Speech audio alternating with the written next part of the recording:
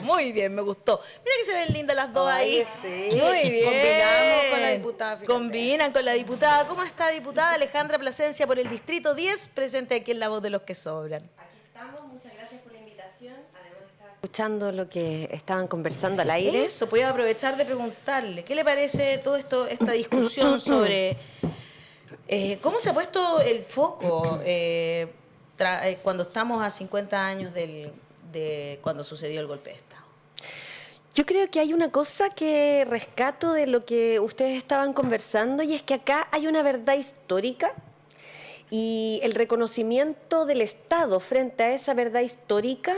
Y es que primero es inaceptable el que haya ocurrido un golpe de Estado en nuestro país, un golpe cívico-militar, que además hizo un quiebre democrático que generó profundas heridas en nuestro país que aún están pendientes, que aún están abiertas, y eso es porque además la institucionalidad no ha estado a la altura. Entonces, a 50 años del golpe de Estado, de un golpe cívico-militar, que, ojo, violó derechos humanos de distintas formas, hizo desaparecer personas, exacto, torturó, utilizó agentes del Estado para eso, fue una política diseñada para el exterminio de un sector no menor de la población, profundamente ideológico, pero que además generó una transformación social y cultural que hasta el día de hoy estamos viviendo, ¿no? Transformó y relativizó cánones democráticos básicos. Entonces, hoy día, si nosotros... Y transformó además la economía, claro, en lo que todavía estamos viviendo, digamos, un sistema neoliberal que además ha privado a las grandes mayorías de derechos sociales que son fundamentales y que hoy día recién estamos logrando discutir y poner sobre la mesa en un espacio institucional, ¿no?, para el cambio constitucional. Entonces son muchas aristas, pero si nosotros hoy día las relativizamos, lo que hacemos es dar pie o posibilidad a que sea justificado cualquier quiebre democrático institucional. No importa el contexto, hay una verdad histórica, se tienen que dar los análisis, por supuesto, tiene que darse la explicación, si tenemos que entender cómo es que ocurren las cosas, ¿no?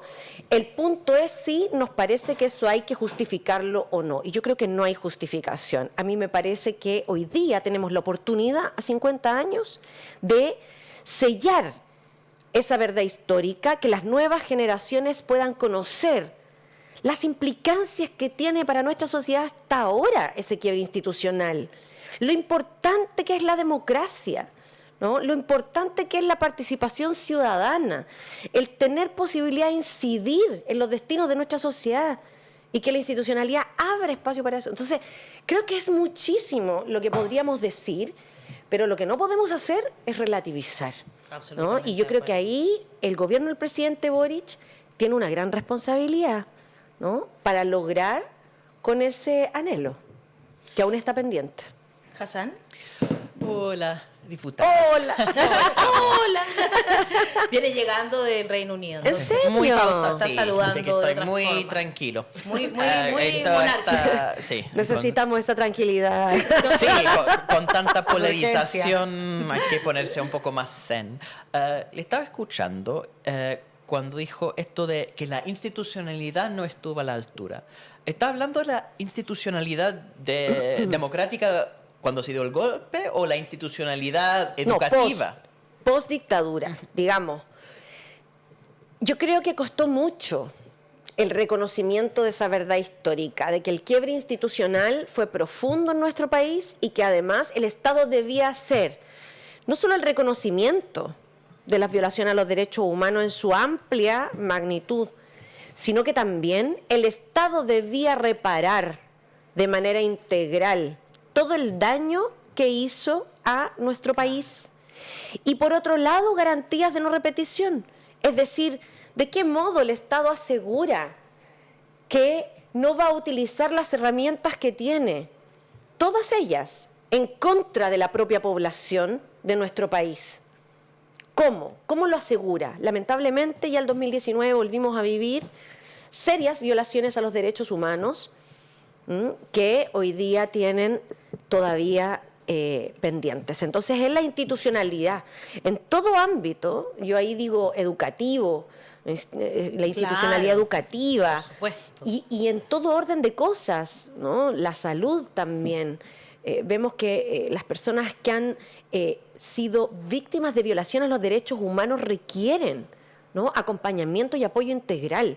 Y eso también requiere salud, ¿no?, desde un montón de aspectos. Entonces, la educación, la salud, lo que significa tener trabajo digno. Es decir, hay ahí carencias, falencias, posibilidad de reparar la vida. Partimos del programa hablando de Jorge Salvo, ¿no? Por ejemplo. Que tomó la decisión de quitarse la vida después de haber sido mutilado por el Estado, justamente. Bueno, si tenemos una institucionalidad tan viciada, tan incapaz de enfrentar estas realidades, o sea, una institucionalidad que dijo nunca más, pero no fue capaz de concretizar esa misma promesa, ¿cómo ve la posibilidad de cambiar esa situación? O sea, ¿dónde debe empezar el gobierno de Gabriel Boric si dice hay una serie de problemas muy profundos? ¿Dónde se corta el hilo en ese sentido de empezar a cortar el hilo con el pacto de la impunidad? Yo creo que hay cosas que hoy día son una oportunidad. Y la conmemoración de los 50 años del golpe cívico-militar le toca al gobierno del presidente Gabriel Boric hacer esa conmemoración. Sí. Y que además sea no solo un hito, sino que sea un proceso amplio, ¿no?, que devele aquello que, a mi juicio, venía construyéndose a nivel de nuestro país y de nuestra sociedad antes del golpe, porque me parece que eso también hay que relevarlo. Es decir, el gobierno del presidente Allende también es reflejo de un proceso de construcción social y político muy profundo que venía dándose en nuestra sociedad, en muchos ámbitos de la vida, ¿no?, en nuestro país. A nivel de industrialización, a nivel de vivienda, a nivel de fortalecer lo que significaba los derechos sociales, un montón de cosas que a nuestro país le hacían falta, en educación, por ejemplo. Y eso se vio truncado, con el golpe cívico-militar. Exacto. Y de ahí en adelante Chile contó otra historia, una historia radicalmente distinta que se impuso a sangre y fuego. Eso también debe ser parte de la conmemoración, y las implicancias debieran ser poner, digamos, la institucionalidad a disposición de que esas voces hablen, de que esas voces se expresen. O sea, incluso quienes no tienen familiares o amigos víctimas directas de las violaciones a los derechos humanos, las consecuencias de la dictadura la vivió todo Chile. Claro. Porque la coerción de las libertades fue mayoritaria. La crisis económica la vivieron horrible. todos. Entonces yo creo que ahí eso también tiene que estar sobre la mesa. Claro. ¿Y hay Poco se alguna habla de posibilidad eso, de escuchar o tener la oportunidad de escuchar todas esas voces con Patricio Fernández a cargo? Yo creo que no está a la altura. O sea, a mí me queda clarísimo, he tenido posibilidad de escuchar y de hablar con organizaciones de derechos humanos que han planteado, creo yo, de buena forma, pero con todo el derecho que tienen, porque quienes han llevado las luchas, ¿no?, por verdad, justicia, reparación y garantías de no repetición han sido las organizaciones de derechos humanos en nuestro país, principalmente exigiendo al Estado que esté a la altura, y el Estado no ha estado a la altura, y hoy día en esta oportunidad hay que estarlo. Y yo creo que si las voces de las organizaciones, de las agrupaciones, de quienes han llevado una lucha histórica en este ámbito no están presentes y no se le da justamente esta impronta que requiere los 50 años del golpe, bueno, habrá que hacer la reflexión al respecto de cómo se da ese giro, porque yo creo que a estas alturas no se está viendo. Ayer, bueno, sí, cuando el presidente cuestionó lo que pasó con el tanquetazo, porque también se cumplieron 50 años, evidentemente, que fue como un pregolpe donde incluso murieron personas. Bueno, la gente le exigió que si que realmente él cree que la democracia se busca con más democracia, entonces, bueno, no tiene que sacar a Patricio Fernández de ese puesto. No puede él estar a cargo de eso. De verdad que es doloroso decirlo. A mí no me gusta decir que la gente se quede sin trabajo, pero es que no es que se quede sin trabajo, es que no, él, si piensa lo que piensa, no puede estar a cargo de esa conmemoración. Yo creo que la reflexión que hizo, si fuera de, como dije, en una sobremesa de la élite chilena, sería una reflexión bastante razonable y hay espacio para educarle, que no existe para mentes más cerradas en la élite chilena. Entonces yo lo veo como una reflexión relativamente positiva. Incluso estos discursos que son más complacientes con el golpe, pero tiene la apertura de aprender y entender el horror profundo que realmente implicó, son voces que deben estar presentes dentro de la conversación, pero no pueden ser ellos a cargo del proceso de educación. Eso es, exacto, porque tiene que haber un proceso de educación aquí. Yo de verdad, como madre de un adolescente, lo exijo, porque de verdad es muy importante. Mira, estaba leyendo aquí también una que al columna. final, si después se lo deja a la familia, tenemos la respuesta que hemos tenido hasta ahora. Así es. Exacto. La falta de empatía, no, es que mira, resulta que se puede justificar cualquier cosa. No se puede dejar ya al albedrío como de cada familia, de cada persona. Es que se ha instalado el negacionismo, y el negacionismo que es parte, yo creo, del trauma de Chile, porque al no haber reparación, tú quedas con una herida abierta, y es la herida que tiene nuestro país. La memoria es porfiada, pero cuando no se ha hecho un proceso de reparación real, daña, te quiebra, se abre ese quiebre, y es tan doloroso que el negacionismo aparece como una forma de justificar, como una forma de explicar, como una forma de tratar de mediar cosas que no tienen cómo mediarse ni cómo justificarse. Porque enfrentar el dolor y reconocerlo, o el horror, como decía Hassan, es una de las condiciones necesarias para empezar a reparar. Y cuando las instituciones, me acuerdo que muchas veces se les exigió a las instituciones policiales o militares que violaron derechos humanos que hicieran ese reconocimiento histórico, y con dificultad lo fueron haciendo, eso también le ayuda a la institución, a esas instituciones, a ponerse del lado de la democracia, a ser de todos los chilenos y chilenas, y no de una parte. Claro. Entonces, cuesta avanzar, pero estamos a 50 años del golpe. Es increíble. Y de hecho, por eso también estaba leyendo una columna que habla sobre el libro que recomendó el presidente Boric, de Daniel Mansuy, y se llama La perplejidad de Mansuy, escrito por Juan Pablo Mañalich, profesor de Derecho de la Universidad de Chile. Dice, en su reciente libro dedicado a rastrear el lugar que la figura de Salvador Allende ha ocupado y sigue ocupando en la trayectoria y el imaginario de la izquierda chilena, Daniel Mansuy se declara perplejo ante el hecho de que hayan pasado casi 5 décadas desde el golpe de Estado y nuestro presente parece seguir anclado a ese momento. Bueno, ¿qué pretende si no tenemos justicia ni reparación? O sea, de verdad que es impresionante. Para poner en perspectiva tal, comillas, fenómeno extraño, Mansuy recurre a una comparación con lo que significó la guerra de 1891, la cual no fue menos terrible que nuestro 1973, dijo. Murieron en ella más de 10.000 personas en un país mucho menos poblado, y la verdad es que décadas más tarde ningún actor ni observador podría haber observado que la vida política estaba articulada en torno a ella.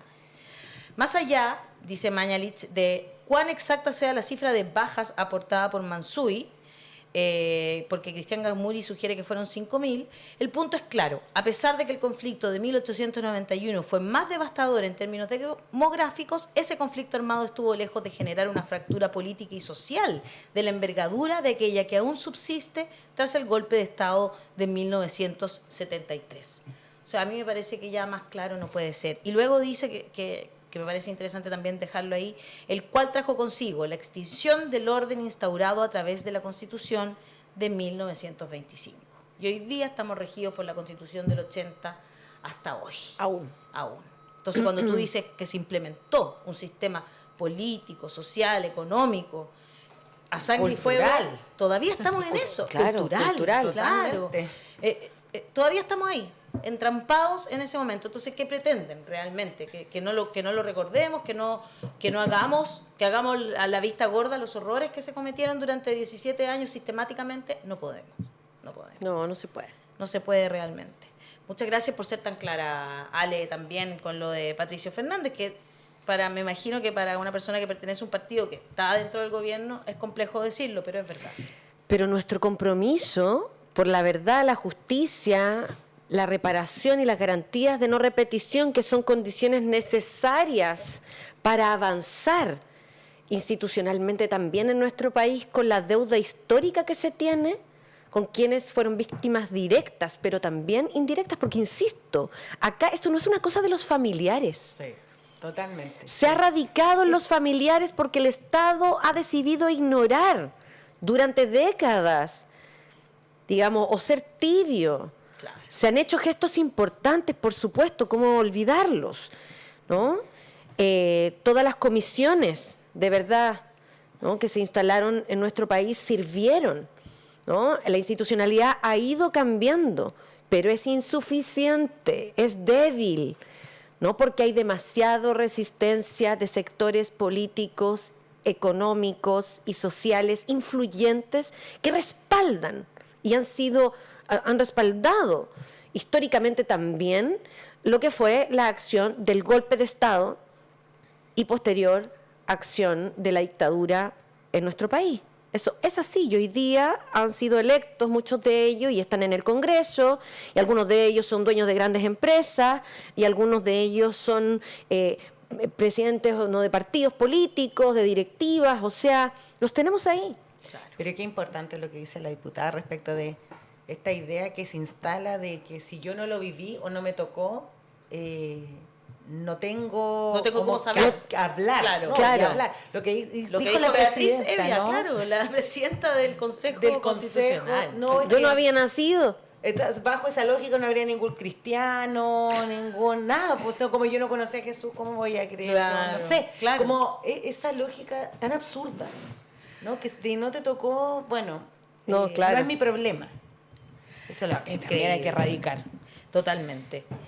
Ale, vamos a conversar un poco sobre lo que se viene en la semana legislativa y uno de los proyectos al que tú te estás, entiendo, oponiendo, por supuesto, tiene que ver con la ley de usurpaciones, que analiza el aumento de penas en las ocupaciones ilegales. Cuéntanos un poco de qué se trata el proyecto para que lo entendamos y luego también cuál es tu posición al respecto. Bueno, son muchos los proyectos de ley que estamos trabajando en el Congreso. Sí, en realidad claro. ha sido bien intenso. Y yo, como parte de la Comisión de Seguridad Pública, de Seguridad Ciudadana de la Cámara de Diputados y Diputadas, tenemos ahí nuestra labor como hacer aportes justamente para lograr lo que la ciudadanía en su mayoría necesita, y es que el Estado pueda garantizar la seguridad de todas las personas porque es un derecho. Claro. ¿No? Entonces, frente a las distintas situaciones que hoy día ocurren, nos damos cuenta que la legislación es muy débil para los nuevos tipos de criminalidad y otra problemática. Y ahí entra dentro de ese marco el de usurpaciones, que, ojo, es parte del llamado fast track legislativo, Ya. ¿cierto? ¿Sí? Sí, es parte del fast track legislativo. Miércale. Pero No habíamos olvidado el tema de la seguridad, fast como que track. apareció lo de RD Gate, como le dicen ahora, y este es el único tema, parece que ahora la seguridad no nos importa. Claro. claro, dejaron de haber Dejaron de haber crímenes, asaltos. El robo que hubo Otro en Ñuñoa Chile. el otro día, me lo imaginé. Entonces, como es parte del fast track legislativo, nosotros como bancada, como partido político, Claro. nosotros apoyamos la idea de que exista una ley de usurpaciones, sobre todo en el entendido que hay todo un negocio de bandas, de personas y bandas que se han dedicado a tomar terrenos para hacer negocios, para venderlos de manera fraudulenta, pero al mismo tiempo, en algunos otros lugares, también usan inmuebles para cometer otros delitos, como por ejemplo narcotráfico, tráfico de armas y así sucesivamente un sinnúmero de delitos que nosotros vemos que se diversifican, ¿no? Con la fuerza que además tienen estas personas, ¿no? Como poder Terrible. económico y otros. Entonces, nosotros estamos de acuerdo con esa idea. Lo que Claro. pasa es que desde el Senado, este proyecto de ley venía desde el Senado. En el Ajá, Senado hubo una modificación a este proyecto de ley. Ah, Y ese proyecto fue totalmente tergiversado, como diríamos nosotros, jibarizado por la derecha. Es decir, cuando tú tienes una necesidad como Estado de fortalecer las instituciones para que puedan actuar de manera efectiva frente a estos delitos, que además no solo atentan en contra de la propiedad privada de las personas, que también el Estado tiene que garantizarla, Lógico. Por supuesto. sino que atentan en contra de las personas que están alrededor. En el Distrito 10, por ejemplo, nosotros tenemos en Santiago muchas casas ocupadas Muchas. por bandas que son delictivas, que se organizan para delinquir. Están ocupadas ilegalmente, ¿cierto? Y además ahí se sabe que cometen otros delitos. Afortunadamente, con la coordinación que se ha hecho entre la Municipalidad de Santiago, Carabineros, la labor investigativa, se han logrado ir He recuperando visto. esas casas. Sí. Ya, pero es una labor dirigida. Pero los vecinos del entorno la pasan muy mal. Y Muy porque mal. además los agreden. Entonces, cuando tenemos eso, hay que fortalecer la institucionalidad para que actúe bien, a tiempo y con las herramientas que tenga. Pero por otro lado, se distorsiona el proyecto cuando se propicia, por ejemplo, la autotutela. Es decir, que las personas dueños de esos inmuebles puedan ir a recuperarlos Solo. con mano propia. Exacto. Sin la intervención de ay, carabineros. qué peligroso Exacto. eso. Imagínate lo que puede llegar a Entonces, pasar. Si hay una banda. ahí. Perdón, ¿cómo funcionaría eso? Entonces, esto es la privatización máxima. O sea, no vamos a tener más carabineros, sino que la gente va a cumplir el trabajo Claro. El a Far sí West. mismo. Muy bien. Far West, Sí. claro, Yo yo- aparezco, esto es mi propiedad, por ende voy a hacer una recuperación, saco Exacto. mi arma y... Así, exijo en teoría no que se podrías vaya. sacar tu arma, pero no podemos controlar eso. Lógico. ¿Ya? No podrías sacar tu arma porque las Claro. personas que tienen autorización para tener un arma no es para el porte. Ya, ¿Ya? solamente para hacer- Solamente para un domicilio determinado. ¿Ya? Ah, Y no lo bajo puedes ciertas sacar de condiciones. la- No puedes. No puedes portar armas. Pero esos domicilios son de ellos. Claro, pero tú estarías, se supone, en la calle tratando de recuperar eso. Tendrías que haber circulado con tu arma por la calle primero y después llegar hasta ese lugar. Pero es terrible porque en el fondo, imagínate, hay diputados y diputadas de derecha en la Comisión de Seguridad y ellos plantean que siendo de un sector en el sur de Chile complejo, donde se dan tipos de criminalidad bastante violentas, digamos con bandas de narcotráfico, de robo de madera, que toman predios y en el fondo van ahí usándolos como para cometer esos delitos, con un alto poder de fuego. Entonces, imagínate, los dueños de esos predios quisieran ir a recuperarlos. Claro. O sea, No. lo que les cabría es, entre comillas, organizar grupos de personas, porque eso también Cabe cabeza. grupos paramilitares. así Bueno, ya. Claro, eso, O sea, a eso nos estamos exponiendo. Entonces, es que a eso nos estamos rápidamente, exponiendo. lo que se hace es propiciar el enfrentamiento entre civiles. Claro. Porque aquí la flagrancia Esto es muy peligroso. sería de carácter permanente, yo estoy de acuerdo con eso, pero que quien tenga que intervenir sea el Estado con sus instituciones, en este caso Carabineros, que es lo que lo más probable tenga que hacerlo, ¿no? Que es quien debería hacerlo. Pero acá se abre esa posibilidad. Y por otro lado, enfrentamiento entre civiles. O sea, gente acá seguramente va a morir. Se supone que el Estado tiene el control de las armas de manera exclusiva, entonces como que se pasa por encima de un derecho y de algo que es como de una convención internacional, ¿o no? Lo que pasa es que ahí los argumentos que se esgrimen son cosas como, bueno, pero si el Estado no ha sido capaz hasta ahora de actuar de manera eficiente. Y claro, después de las 12 horas de flagrancia, lo que ocurre es que empieza todo un proceso claro. en tribunales que no solo es engorroso, sino que además es bastante complejo es para largo. los dueños, porque en el fondo las personas se van asentando cada vez con mayor, digamos, solidez en esos lugares cuando pasa el tiempo, ¿no? El tema es que acá, porque el Estado no ha sido capaz hasta ahora, no quiere decir que tengan que ser las propias personas las que tengan que hacer esas recuperaciones. Para eso estamos haciendo esta discusión legislativa, para que en el fondo el Estado tenga las herramientas que necesita. El Estado, los tribunales, Claro, ya, las no cualquier policías. persona. Que la agilidad sea la que se requiere, pero no las personas. Y además, por otro lado, hay otro problema que hemos identificado y es que tiene que ver con que no hay distinción entre las bandas criminales que se toman terrenos para hacer un negocio o para cometer otros delitos de aquellas familias que por necesidad y evidente precariedad económica han buscado un lugar donde vivir y que se han constituido lamentablemente en nuestro país producto de la falta de políticas de Estado vivienda. en vivienda. Eso es otro Sí, sí, sí. tema. ¿Ya? De eso justamente quería Claro. preguntar, porque muchas veces cuando enfrentamos el tema de las usurpaciones y esto de la protección de la propiedad privada, la otra cara de la moneda, que es la falta de vivienda, de personas viviendo en situaciones de calle o personas que estaban en una situación precaria, que busca otro lugar para construir un lugar para acobijarse del clima, están siendo atacados. Sí. Entonces, cuando hablamos de la ley de usurpaciones, no hay un riesgo de eso. ¿Y cómo se pone en la ley el límite para personas que están expulsando de donde están viviendo?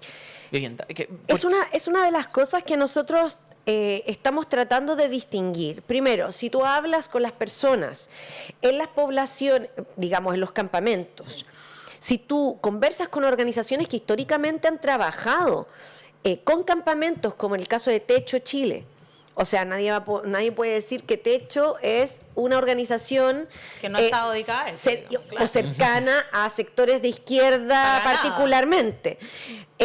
Entonces, con ese conocimiento, hablar con la gente de los campamentos, hablar con organizaciones como Techo, tú te das cuenta de que, voy a decir una cosa que es como una obviedad, pero cuando la gente opina tan livianamente parece que no lo es.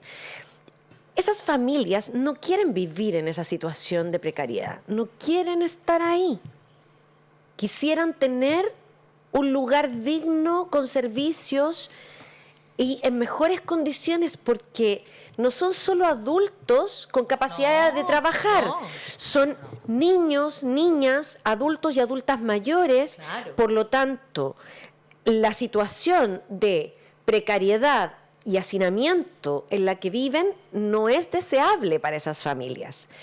Mira, es loco que tenga que declararlo, pero necesito decirlo porque No, uno como se da estamos. cuenta en la discusión de que casi, otra vez, los pobres son pobres porque quieren, porque son flojos, y no vemos la excesiva desigualdad que existe en muchos ámbitos, incluido la precariedad laboral, que lleva a precarias condiciones de vida de las personas.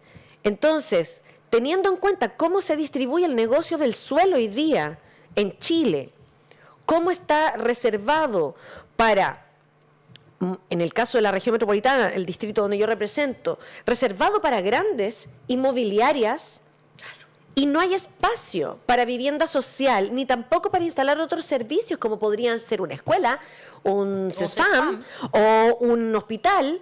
No hay terrenos, no hay terrenos disponibles. Por lo tanto, ¿qué es lo que ocurre?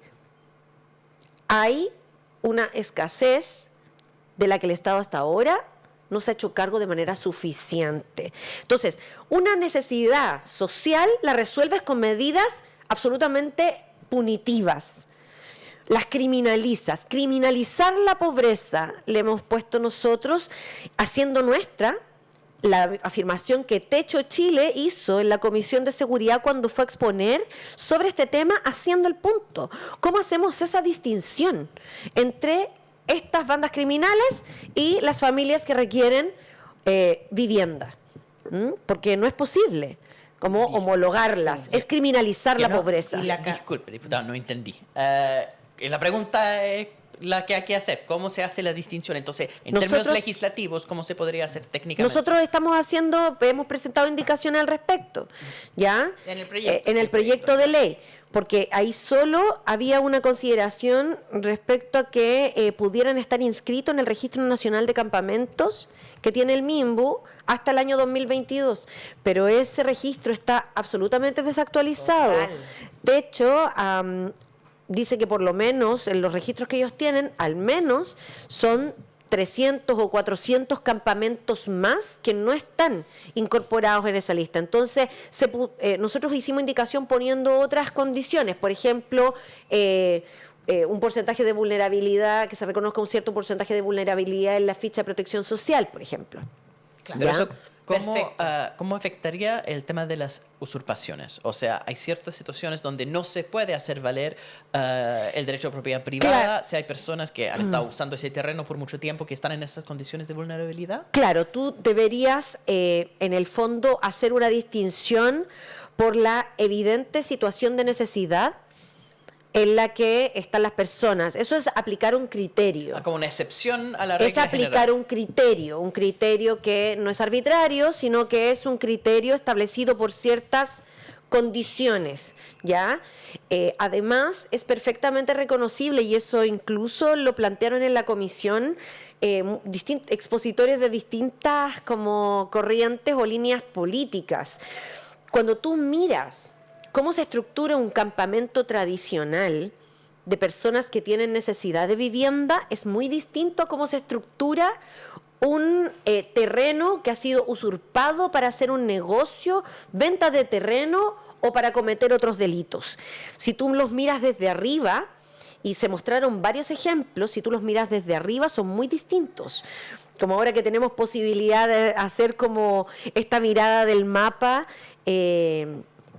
con Google, Claro, claro. tú puedes mirar y sacar esas fotos y te das cuenta de cómo en el caso de los terrenos que han sido usurpados para negocio, tienen calles, por ejemplo, bien estructuradas. perfecto. Ya, como que Claro. se hace una delimitación del terreno para lotearlo Increíble. de forma irregular, porque Después los se aprovechan venden. de esas mismas Exacto. personas con necesidad de un techo y se aprovechan de esas personas que luego no están comprando ningún derecho real. Nada. Sí, y esto que estoy diciendo no es menor, porque todas son consideraciones al momento de decir si esas personas están o no en una situación de necesidad real, de precariedad evidente. Claro, ¿Mm? y No es eso menor, muy y son distinto. esas y condiciones y otras condiciones, o sea... Muy distinto como hemos visto tomas que están en la playa, ponte tú con unas casas Las increíbles. tomas VIP. Claro, esas tomas VIP, evidentemente ahí no hay ninguna necesidad, sino que es una persona fresca nomás. No, y sabes que la Claro. proliferación de campamentos es una cuestión impresionante en Maipú. Yo vivo en Maipú y es impresionante donde está Camino de Melipilla, Claro. donde están haciendo el tema del metrotren, Ya. de Melipilla hacia Santiago Al lado Centro. de la y línea. hay una cantidad, y claro, si no te haces cargo del problema real, que es el tema de las viviendas, sacas a esa gente y se va a poner a otro lugar. Sí, absolutamente. O Eso sea, es así. al final...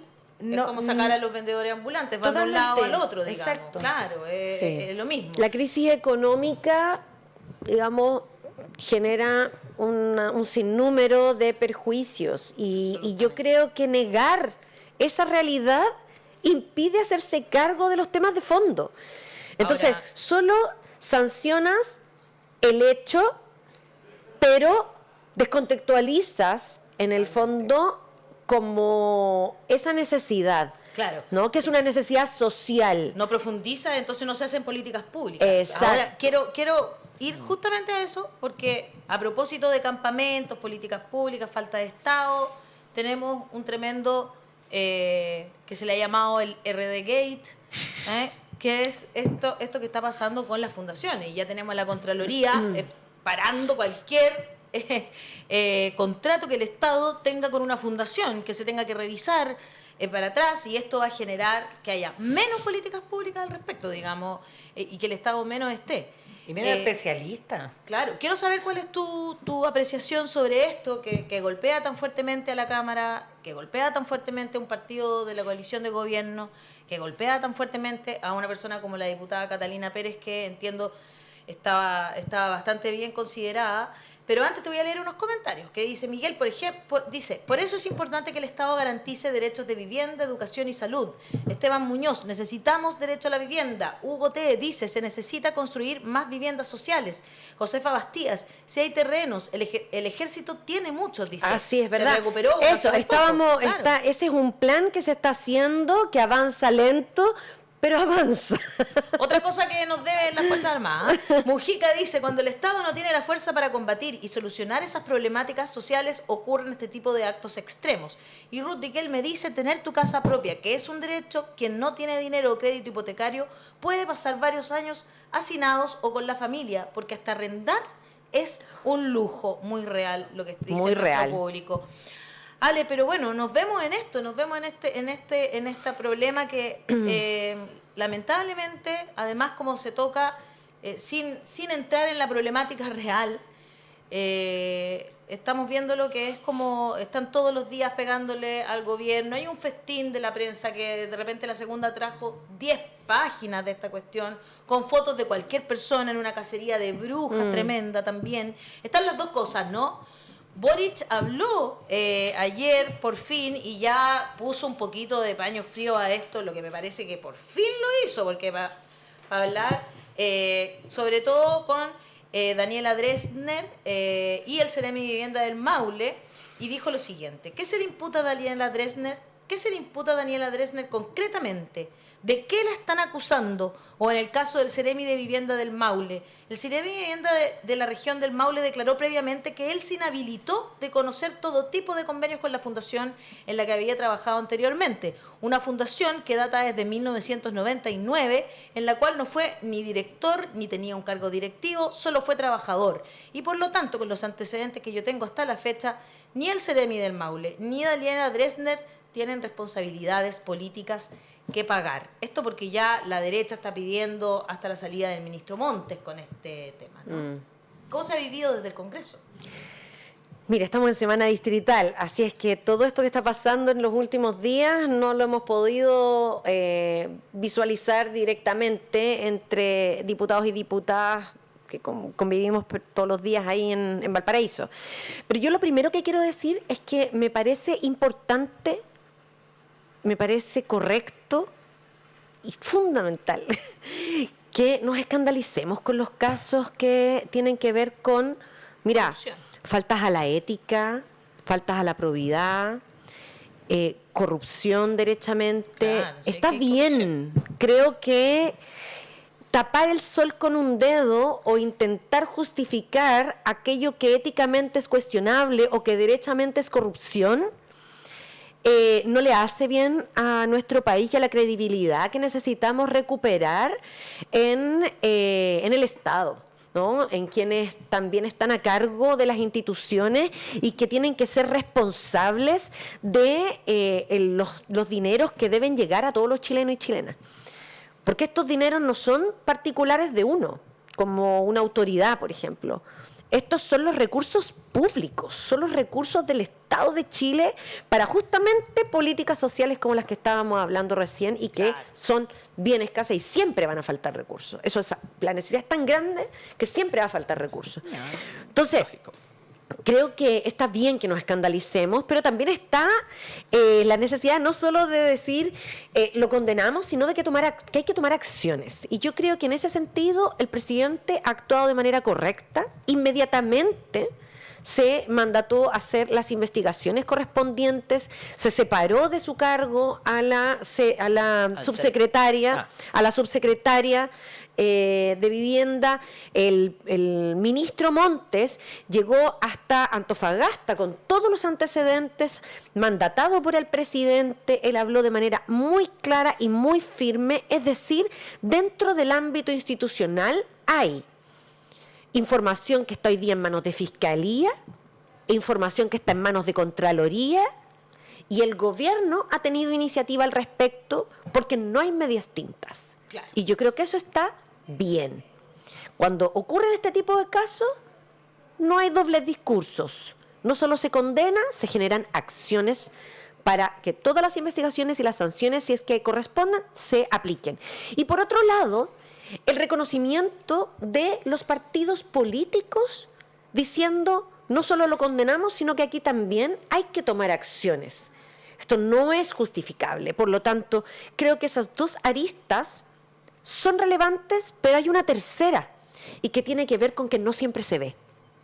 No siempre se ve este tipo de actitudes, porque en general lo que hacen algunos sectores políticos en nuestro país es hacer defensas corporativas, intentar explicar el error, intentar justificar aquello que pueda ser constitutivo de un delito, ¿no? Y argumentar en términos personales toda la trayectoria y todo lo que yo lo conozco y todo lo que me ha tocado convivir, y cuando en realidad, si hay actos de corrupción a nivel del Estado, tráfico de influencias o similares, no importa quién sea, porque tú no vienes al Estado a servirte de él. Claro. Tú vienes a servir a las personas en tu cargo de autoridad y la responsabilidad que tienes. El Estado está para eso, no está para que cada uno venga a hacer su negocio propio. Entonces, yo creo que se han tomado las decisiones, se han hecho acciones, vamos a ver el resultado de eso. Por supuesto que no es lo deseable, pero cuando ocurre, acá no tienen que haber medias tintas ni defensas corporativas, como algunos sectores políticos sí lo hacen. Y con harto descaro, porque después están pidiendo que el resto salga y ellos no han Hay criticado. que tener cara. O sea, hay que tener bien buena cara para decir que tenemos que sacarlos a todos. Y ellos no han sacado, pero a nadie. A nadie. Y no pretenden hacerlo. No lo van a hacer nunca. No, jamás. Hassan, Quería ¿quieres preguntar un tema un poco más de fondo de esto, ¿cierto? Porque yo espero que sea de perogrullo, que evidentemente la política consiste en servir a la ciudadanía. Y eso no implica enriquecerse, sino literalmente velar por el buen uso de los limitados recursos públicos para que cada peso que se gaste sea de mayor utilidad para los que más necesitan, ¿ya? Entonces estamos hablando en este caso de políticas de vivienda, ¿cierto? Y falta mucho para que haya una vivienda digna para toda la población chilena. Entonces, por supuesto que la primera y la última cosa siempre debe ser el buen uso de los recursos públicos para que podamos tener derechos sociales para la población completa. Hay dos elementos acá que podrían ser el mal uso de recursos públicos o un desvío de fondos donde personas están ocupando dinero que fue designado para vivienda, para campañas políticas o para enriquecimiento personal. Una alegación de desvío de recursos o que estas fundaciones han recibido esas platas y no han invertido bien en esto. Un Estado subsidiario siempre va a ocupar fundaciones, ¿ya? Y eso es parte de la misma lógica. Entonces, en este momento no podemos eliminar las fundaciones porque el Estado mismo no tiene la capacidad. Ahora, tampoco parece tener la capacidad de controlar muy bien o fiscalizar el uso de los dineros de las fundaciones. ¿Cómo ves? Porque yo veo muy perdido el debate público sobre esto, ¿no? Porque están diciendo, hay una fundación vinculada con militantes políticos que está recibiendo platas. Y como eso fuera suficiente para condenar el labor de esa fundación. Yo hago la doble pregunta siempre. ¿Están desviando fondos para campaña o para enriquecimiento personal o están usando mal los fondos? Hasta ahora yo no he visto un argumento basado en esto. Confía de las investigaciones que se está haciendo en la capacidad de finalmente llegar a eso más allá de la chimuchina que todos se conocen, todos son personas con lazos de amistad, que es una cuestión estructural en el sector público y privado, donde las personas que están en rubros específicos se conocen. Muchas veces, sobre todo en el sector privado, son lazos de parentesco, porque este país es así con el tema de los pitutos. Pero la pregunta es si hay la posibilidad, más allá de la mera existencia de esos lazos, de hablar de el buen o mal uso de los recursos. ¿Vamos a llegar a eso en algún momento en estas investigaciones?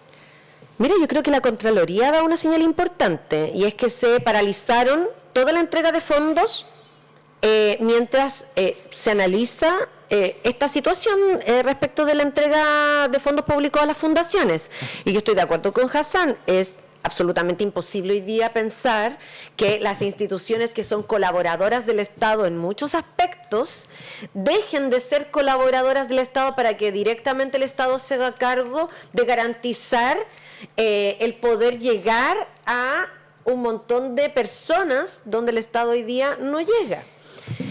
Lamentable, pero es parte del Estado subsidiario que tenemos efectivamente. Ahora, si esos recursos se están utilizando bien y para los fines que fueron definidos, a mí me parece esencial que podamos garantizar, primero, procesos transparentes, ¿no? Procesos transparentes que signifiquen también acreditar experiencia, acreditar profesionalismo, acreditar, en el fondo, pertinencia, y garantizar la rendición de esos mismos fondos.